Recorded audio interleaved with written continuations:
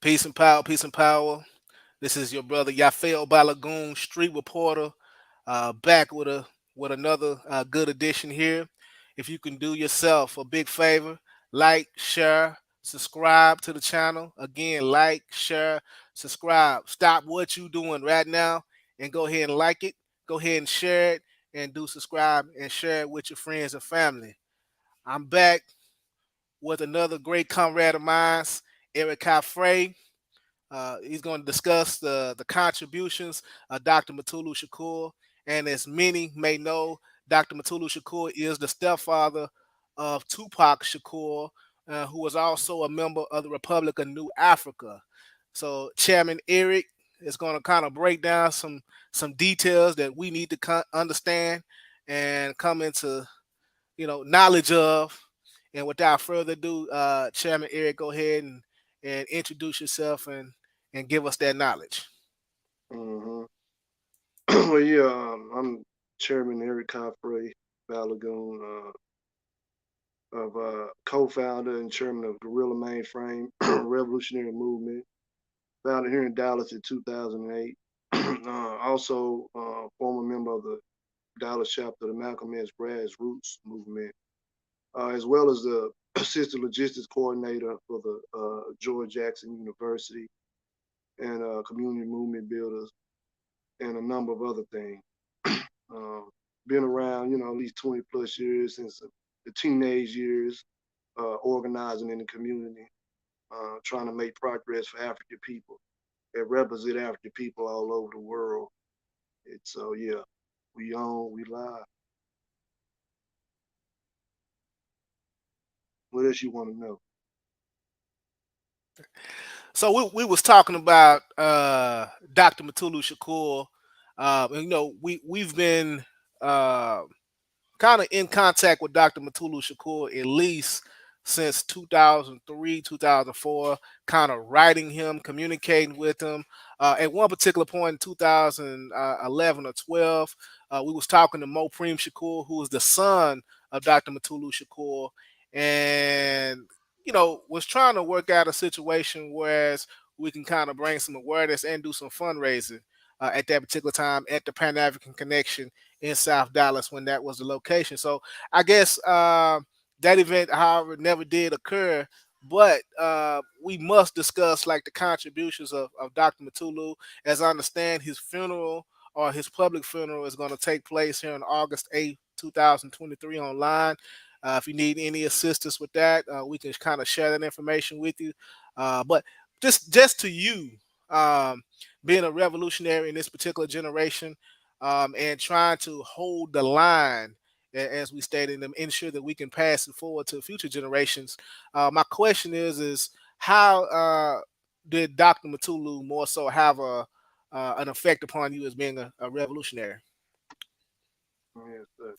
Well, in 2008, Guerrilla Mainframe, we our foundation was a more radical militant uh, standpoint. That was our of course, you was there. That was our stance, right? We was highly influenced and encouraged by the former Field Marshal George Lester Jackson. And so, of course, later on in the year, throughout the years, we evolved into being social and, combining the social and the militancy, right? Because we understood that we need all levels, right? We need people promoting healthcare. We need people promoting food, clothes, and shelter. We need people promoting each one, teach one educational, programs, educational service. So it wasn't necessarily a full-fledged program, but educational service, giving the youth and the families educational material that they normally wouldn't have from the public food system. And so at that time, though, GMF was strictly militant. Well, not strictly militant, but at the outstart, that was our outlook, to be a clandestine revolutionary force. But people like Dr. Shakur, Mutulu Shakur, inspired us to understand that as a revolutionary, you know that all the necessities of life are, are important to the people. And that, it's not just one aspect. You could be a revolutionary militant force but you still got to have something for the people to identify you with, because in the 1960s and 70s, the black liberation movements and struggles suffered a military defeat at the hands of the U.S. imperialist state. And so because of that, our people shied away from that, so to speak. Organizations still organized, people still did work in the community, but that era was not the same for a couple of decades. I mean, that dynamic, that force was not there for a couple of decades. And drugs, which we'll talk about in a little bit, drugs being dumped into our community, sanctioned by the U.S. government, that played a part in it as well. So you needed something to identify with, the people. You needed something that they can grasp hold to very quickly. And of course, health is one of those things. Who in the hell can deny that health is important? You need help to live. Many of us have religious and spiritual principles that we live by, and all those religious and spiritual principles, if we're realistic and we understand the teachings, that they all stress the importance of health. I know people think that, all you got to do is, and I'm not knocking anybody, but pray over your food. You can eat pork chops and smoke cigarettes all your life and won't nothing be wrong. But we understand that historically that is a lie. If you keep doing these things, your body will have problems. Not only because you smoke cigarettes and drink that pork, but we have problems of anxiety, stress, post-traumatic stress syndrome, going back from chattel slavery days. We have all these things that come into our bodies and our mind that affect our health. And so we understood that this was very important. And we had a comrade who was Saida Williams. She was heavy on the health tip, right?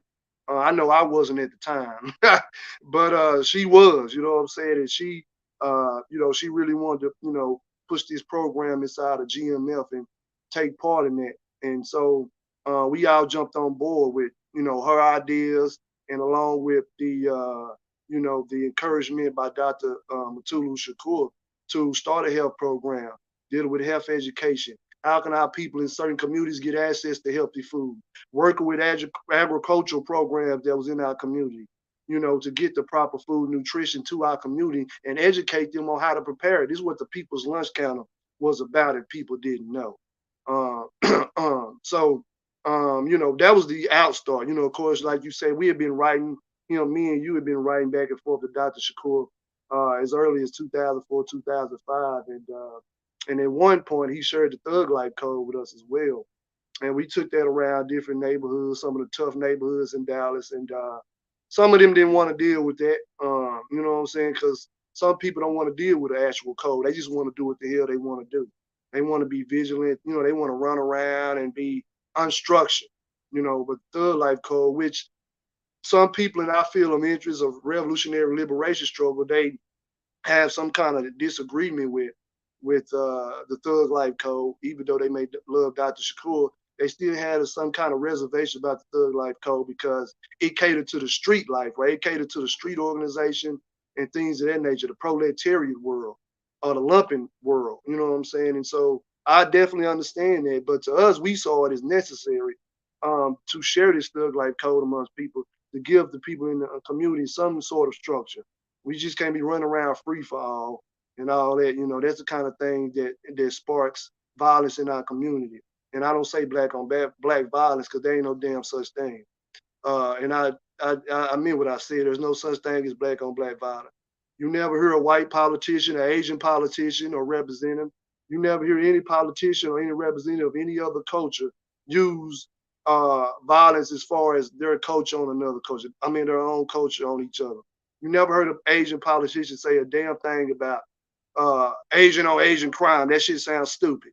You never heard a damn white politician say white on white crime.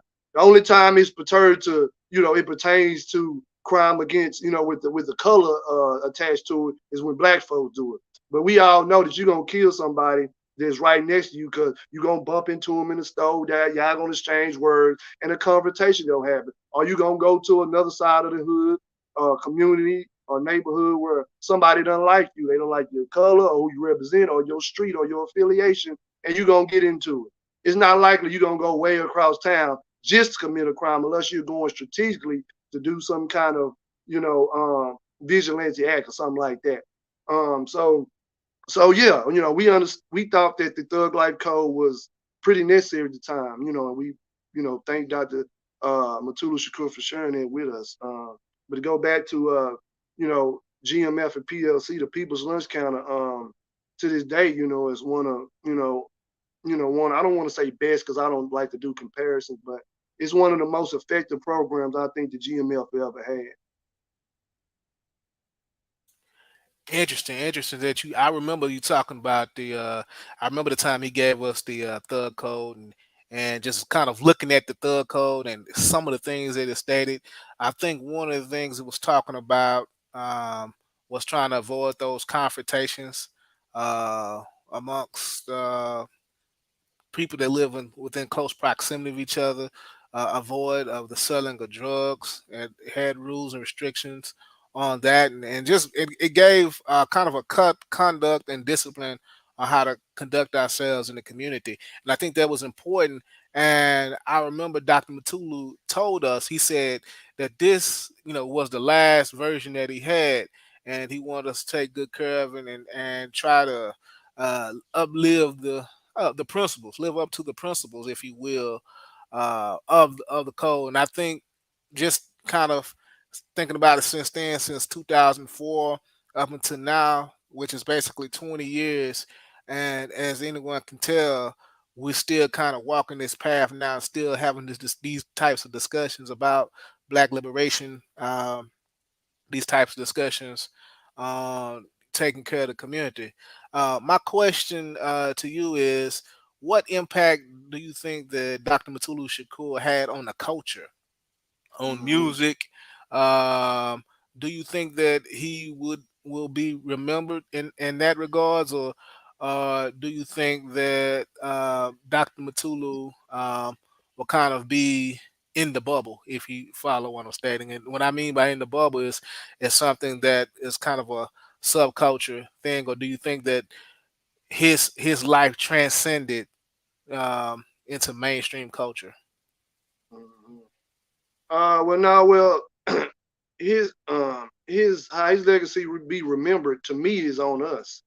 That's our job. It's our job to, and that's one of the reasons why we're doing this. Which is, since he passed, and even before he passed, it was a lot of people have done, around the country have done shows and contribute. I mean, and dedications to Dr. Shakur online and things of that nature, similar to what we're doing.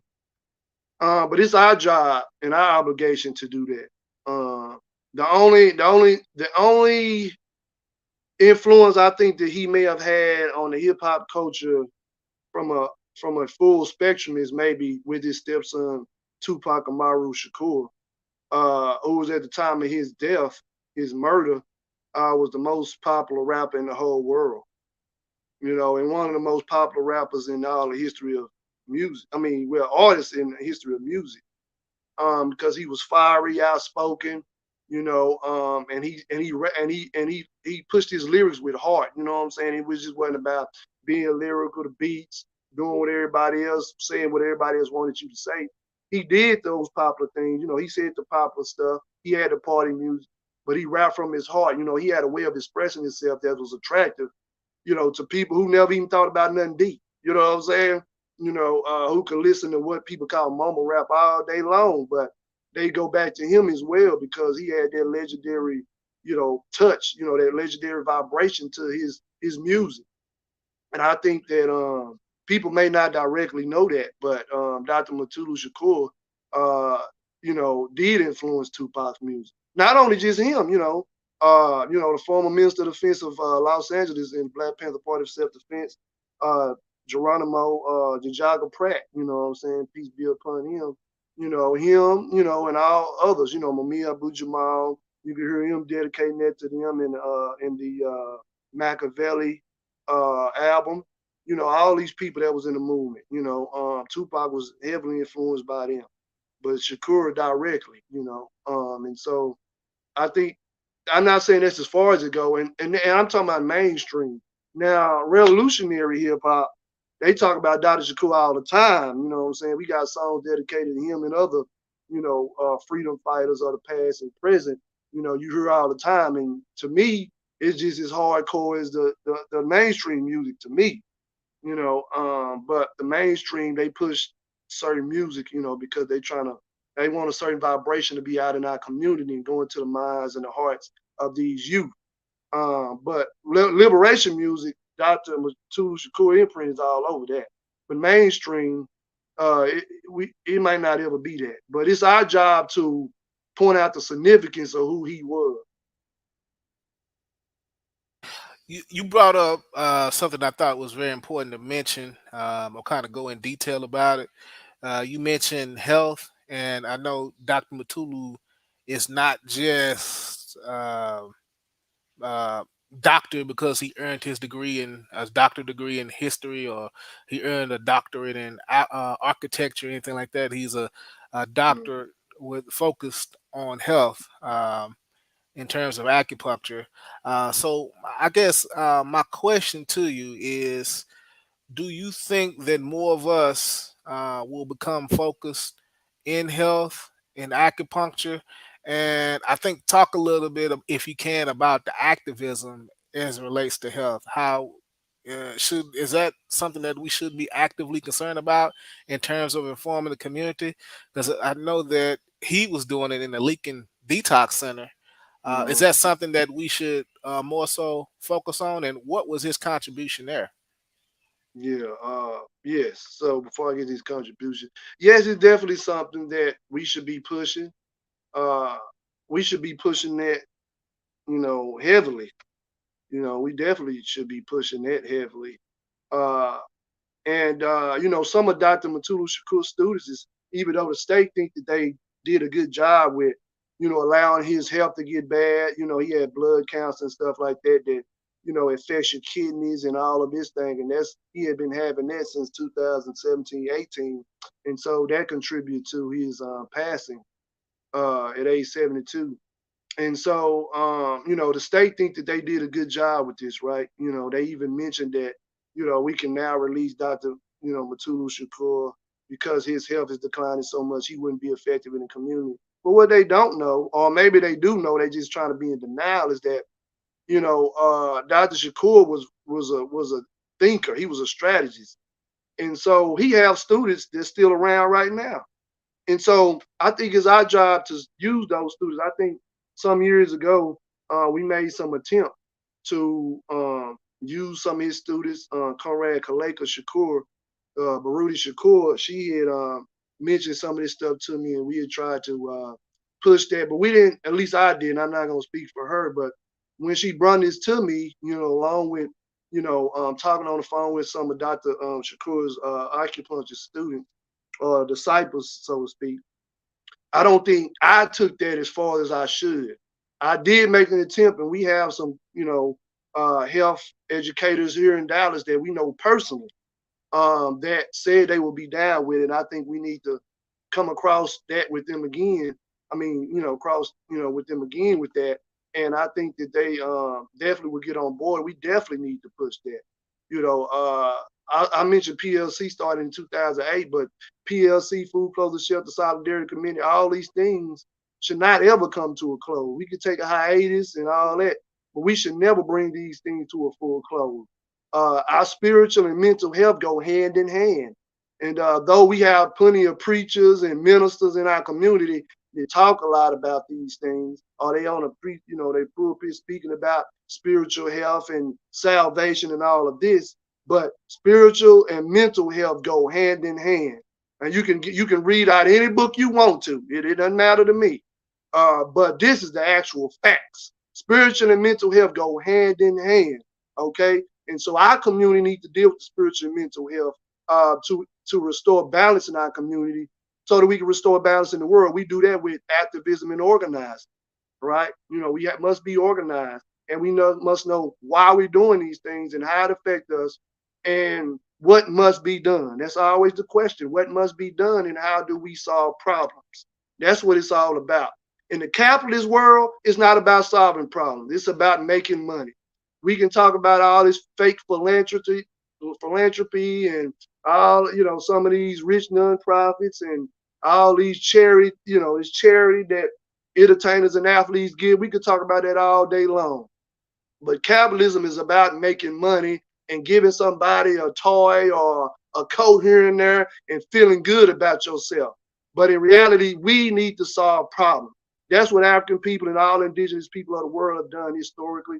We need to get back to solving problems in our community and the health problems. And if that takes away from the pharmaceuticals, so what? So be it. We have to take that step. You know, it take away from Dr. Be Good, who's trying to push more goddamn prescriptions and being a barrier of bad news. Just so the hell with it, because we have a lot of our people who are attached to that, right? They don't think it's legitimate until you go to the doctor, right? People always say, go to the doctor, go to the, and I'm not saying I disagree with that, but there are certain doctors you can go to and you can deal with real health problems. But just go to the doctor just because they have doctor behind their damn name don't mean a damn thing, because they don't care about you. They're trying to keep you sick so you can keep their pocketbook stacked. That's why people become a doctor for prestige. They're not doing it because they're in love with the people, that they care about the people in any kind of way. That's not why they're doing this. And so we need to understand it through education. And so to go to Dr. Mutulu's contributions is that, you know, that's how you mentioned the detox, the Lincoln Detox Center, which was the Lincoln Hospital at first, into a group of young Black Panther Party members and young lords, young Latino revolutionaries. They decided and took upon themselves to take over this establishment. Yes, I said take over this establishment. See, many times we think about that it got to be a Democrat or a Republican to come save us, right? What side you want to be on? Oh, Joe Biden, come save me, please. The Democrat, Republicans are bad and evil, but these damn Democrats or Republicans, they sitting in their damn office, they not thinking about you. They not thinking about your spiritual and mental health. They could give a care less.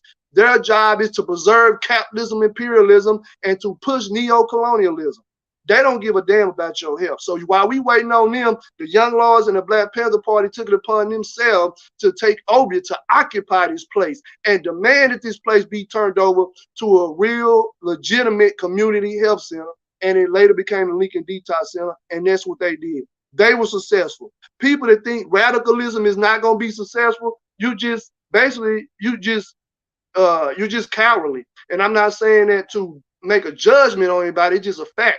You're cowardly. You know, it's a cowardly act to be passive and to be, you know, to sit down and be so patient with a society such as this for your whole life and never want to make the changes. Because we have people in our community, they have things in their head that are similar to what we talk about in political education, but they don't have the courage to act on them. So it takes people like us to show them this is what we have done. So I'm down with that. That's why we got a book coming out soon. We're going to have some other books coming out right after that. We're getting a park name change. We're institutionalizing and documenting things we have done, not to put a spotlight on us per se, but to show people that certain things have been done in the community so they know that they can do them. We can do these things. And so Dr. Mutulu Shakur was hired at the Lincoln Detox Center in 1970. Not only, but first he was hired as the political education, to do political education. Then, of course, as the acupuncture specialist, right? And so you think about it, what the hell they need political education? That's why all these years we've been teaching political education. People think it's just something you're just doing. You're just running your mouth. They don't understand these things. But the political education is what made the Detox Lincoln Center effective. It wasn't just the acupuncture. That acupuncture had a big role to do with that. Let's make no mistake about it. The acupuncture detox program that Dr. Mutulu Shakur and others pushed, that was the most effective detox program in this country. And if you want to, go look it up. If I look like I'm a liar and I look like I try to deceive people, that's fine with me if you think that. But I want you to go look it up and find out what I'm saying is fact. This is actual fact. Okay, and so, you know, but political education was important because the people that you're working with in the program, they must understand how these, you know, drugs, you know, like heroin at the time, that was a big drug that was people was getting hooked to, and later on it was methadone, right? Which was an experiment pushed by Nazi Germany, the Third Reich. Yes, the Third Reich pushed this, and America adopted it. So for some of you that think that that America is pushing that Hitler was so bad and that Hitler was the worst man in the history of the world, and Nazism is bad. Well, if it's so goddamn bad, why did they adopt this methadone strategy from the Third Reich in Germany? Why did they do this? Okay, so you had that later on. At that time, you had heroin, and so in order for people to shake this, they had to get their spiritual and mental up. And a political education helped do these things, right? That's the effect of political education, because you know why something is happening. Excuse me. You know why something is happening, and you know where it come from, so you know how to deal with these things. And that political education, along with the detox program, helped people understand what was going on, what must be done, and later on, some of those people who were recovering from drugs from the program actually became participants in the program, and that's revolutionary lifestyle, right?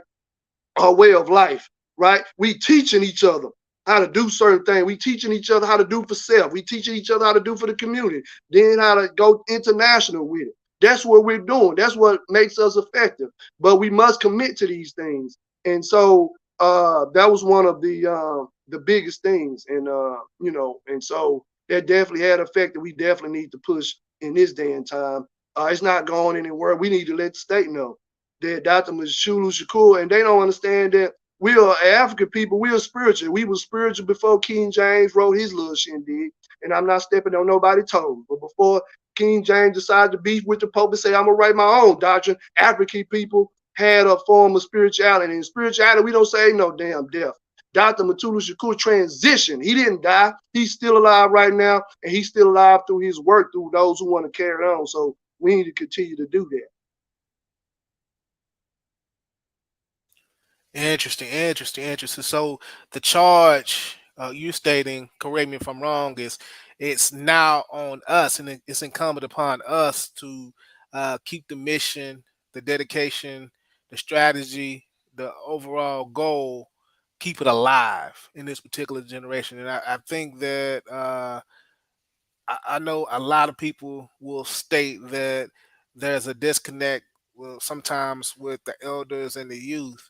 But in Right. this case with Dr. Mutulu Shakur, it appears, based upon what you're saying, since you were inspired, we were inspired, that there's a direct correlation or a direct connection between those generations as far as Dr. Mutulu Shakur is concerned, where it continues on. So it's on us, it sounds like, to keep it going so that we can give it to our children and or grandchildren and keep it going. I do want to state that we do appreciate you coming on and talking briefly here with with myself, developing, becoming, embodying that street reporter role. Do you have any closing thoughts in terms of the contribution of Dr. Mutulu Shakur? And if you do, what would they be? Well, he just lived his life of making contributions. You know, he was a mentor, even behind bars. You know, as a political prisoner, he never stopped mentoring. You know what I'm saying? I mentioned Tupac earlier.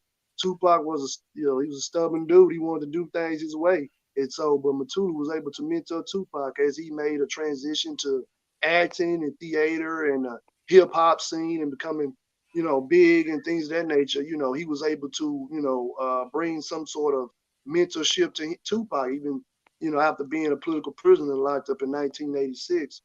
And so he's been making plenty of contributions. From 1978 to 1982, he was the co-founder and the co-director of Banner, which was the a national network of acupuncturists. You know what I'm saying? And so these things are things they're still making contribution. He found a study of these things and he took it upon himself to make it happen. And so Banner and the detox programs and a mentorship, the revolutionary mentorship, not just from health, but other levels, because he was a part of many organizations, at one point as a youth, Revolutionary Action Movement, he was part of RAM.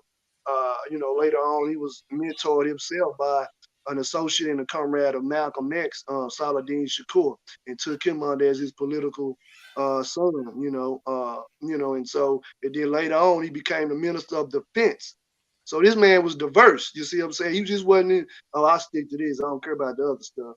Me and you experience comrades like that, and I'm not trying to put nobody, down.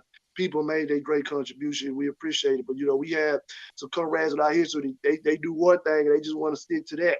But there's many levels need to be done. And he was the Minister of Defense for the Republic of New Africa, as well. And so he was very diverse in his contribution as a revolutionary. And so, that should inspire us to continue right now. The media, the mainstream media is going to always push entertainment. They want your kids to be like this, entertain this popular person right here. They want your kids to be influenced by this hip hop. They could put any damn thing on the radio. They can put local artists, national, international. They can put as many positive messages as they want, hip hop or R&B on the airwaves. But they choose to put the stuff out there that's most detrimental to our community.